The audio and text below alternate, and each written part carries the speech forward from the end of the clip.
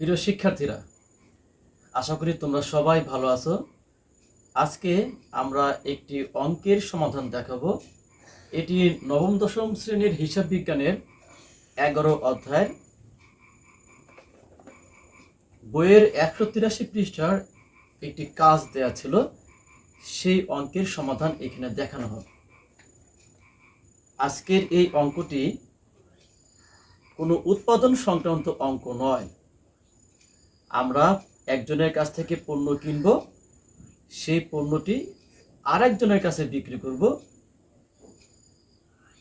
দেখতে পাচ্ছ অঙ্কের সমাধানের যে বিষয়বস্তুগুলো, ক্রয় মূল্য, মোট ব্যয় ও বিক্রয় মূল্য নির্ণয়, এই তিনটি কাজে আমাদের অঙ্কের মধ্যে দেখাতে হবে। খুলনার হান্নান অ্যান্ড ব্রাদার্স চট্টগ্রাম থেকে 200 পাম্প মেশিন ক্রয় করলো। প্রতিটি পাম্প মেশিনের ক্রয় মূল্য 5,000 টাকা। এই যে পাম্প মেশিন ক্রয় করা হলো, এটা মেশিন ক্রয় বাবদ প্রদত্ত অর্থ, এটা কিন্তু ক্রয় মূল্য নয়। এখন এই মেশিন ক্রয়ের সাথে আরও যে আনুষঙ্গিক খরচ জড়িত, এইগুলো যোগ করার পরে টোটাল যে যোগফল, এইটাকে বলা হয় ক্রয় মূল্য। এখন দেখি মেশিন ক্রয়ের সাথে আর কি কি খরচ জড়িত আছে। এর জন্য গাড়ি ভাড়া 20,000 টাকা, পরিবহন বীমা 2,000 টাকা, শুল্ক 1,000 টাকা, ডক চার্জ 1,200 টাকা পরিশোধ করলো। এই খরচগুলো এই পাম্প মেশিন করার সাথে জড়িত। টোটাল যোগফলটাই হলো আমাদের ক্রয় মূল্য। তাহলে আমরা সর্বপ্রথম এইখানে ক্রয় মূল্যটি বের করব।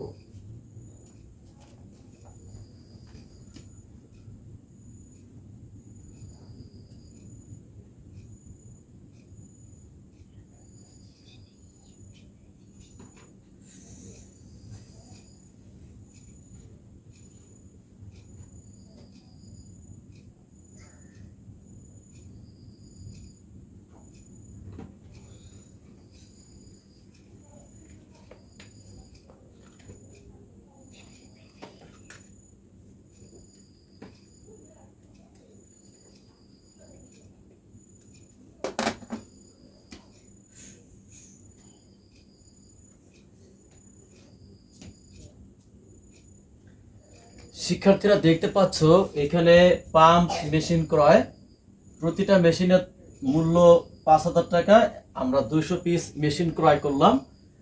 টোটাল যে অ্যামাউন্ট, সেটা হলো 10 লক্ষ টাকা। এই 10 লক্ষ টাকা কিন্তু ক্রয় মূল্য নয়। এই পাম্প মেশিনের সাথে যে খরচগুলো আছে, সেই খরচগুলো আমাকে যোগ করার পরে ক্রয় মূল্যটা বের করতে হবে।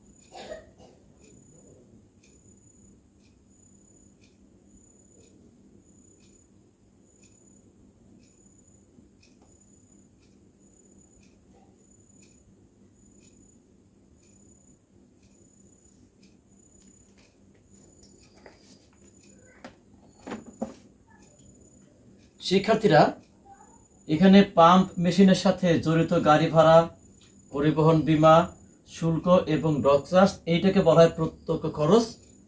মেশিন ক্রয় বাবদ যে প্রদত্ত অর্থ, তার সাথে এই প্রত্যক্ষ খরচ যোগ করার পরে টোটাল যোগফলটাকে বলা হবে আমাদের এই পাম্প মেশিনের ক্রয় মূল্য। তাহলে 10 লক্ষ যোগ 20,000 যোগ 2,000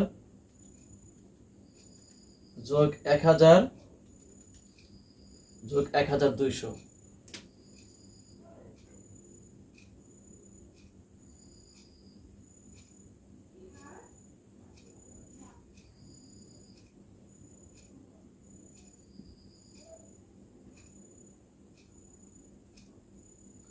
তাহলে আমাদের পাম্প মেশিনের ক্রয় মূল্যটি কিন্তু বের হয়ে গিয়েছে। দ্বিতীয় ধাপ, আমাদেরকে মোট ব্যয় বের করতে হবে। এখন এই অধ্যায়ের আরেকটি অঙ্ক আছে, যেটা কাঁচামাল থেকে পণ্য উৎপাদন করা হয়, মুখ্য ব্যয়, উৎপাদন ব্যয়, উৎপাদিত পণ্যের ব্যয়, বিক্রিত পণ্যের ব্যয়। এই যে ধাপ বাই ধাপ আমাদেরকে অতিক্রম করতে হতো, এই অঙ্কে কিন্তু সে ধাপগুলো নেই। তার কারণ এটা হলো পণ্য ক্রয় করে আমরা সেই পণ্যটি আরেকটি পক্ষের কাছে বিক্রি করব, যার ফলে এখানে যে পণ্যটি ক্রয় করবে তার সাথে প্রত্যক্ষ খরচ যোগ করে ক্রয় মূল্য বের করতে হবে, এবং এটার সাথে পরোক্ষ খরচ, যেটা অফিস এবং বিক্রয় সংক্রান্ত খরচ যোগ করার পরে আমাদেরকে সহজেই মোট ব্যয়টি বের করতে হবে। এই অঙ্কটি বোর্ড পরীক্ষায় আসার সম্ভাবনা খুবই কম আসে। বেশিরভাগ ক্ষেত্রে যে কাঁচামাল থেকে যে পণ্য উৎপাদন করা হয়, এই জাতীয় অঙ্ক কিন্তু বোর্ড পরীক্ষায় বেশি এসে থাকে।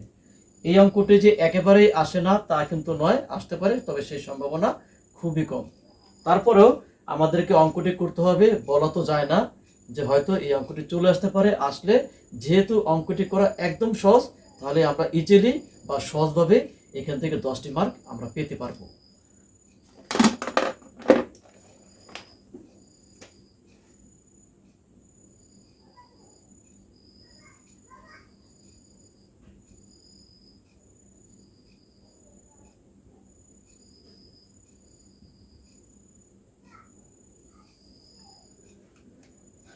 পরোক্ষ খরচ এখানে আছে গুদাম ভাড়া 4,000 টাকা।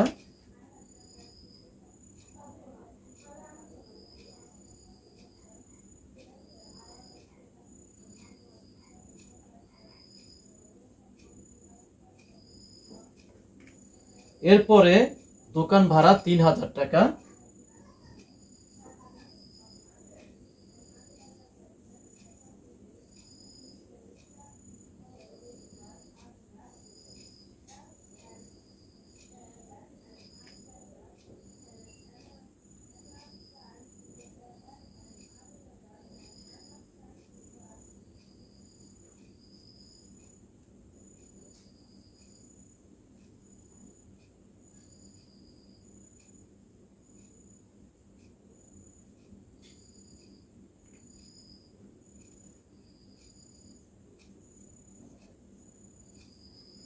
তোমরা দেখতে পাচ্ছ এখানে গোদাম ভাড়া 4,000 টাকা, দোকান ভাড়া 3,000 টাকা, কর্মচারীদের বেতন 2,500 এবং বিদ্যুৎ খরচ হলো 2,000 টাকা। এই চারটা লেনদেন হলো পরোক্ষ ব্যয়। তার কারণ পণ্য করার সাথে কিন্তু এই খরচগুলোর কিন্তু কোনো সম্পর্ক নেই। যে ব্যয়গুলো বা যে খরচগুলো পণ্য করার সাথে কোনো সম্পর্ক থাকে না, সেটাকে কিন্তু বলা হয় পরোক্ষ ব্যয়। এখন দেখি আমাদের পরোক্ষ ব্যয়ের পরিমাণটা কত। 4,000, 3,000, 7,000, 2 9,000 এবং 2 হলো 11,500 টাকা হলো আমার মোট পরোক্ষ ব্যয়।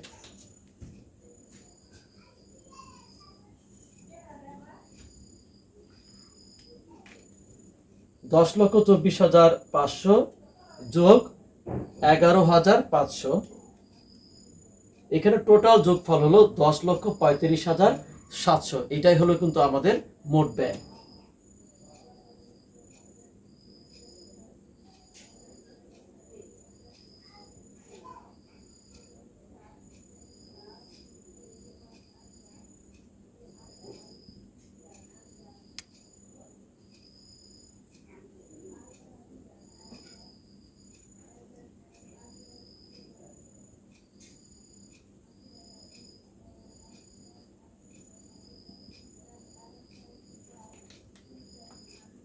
শিক্ষার্থীরা, এখানে স্পষ্ট করে বলা আছে যে মুনাফা মোট ব্যয়ের পরে 25%। তাহলে এই যে মোট ব্যয়টা আমাদের বের হলো 10,35,700, এটার পরে আমাদের 25% মুনাফাটা বের করতে হবে, গুণ 25%।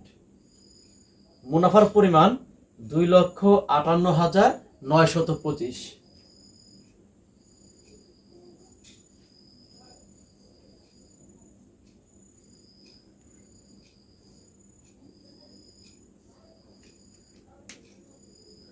$10,35,700 যোগ 2,58,925।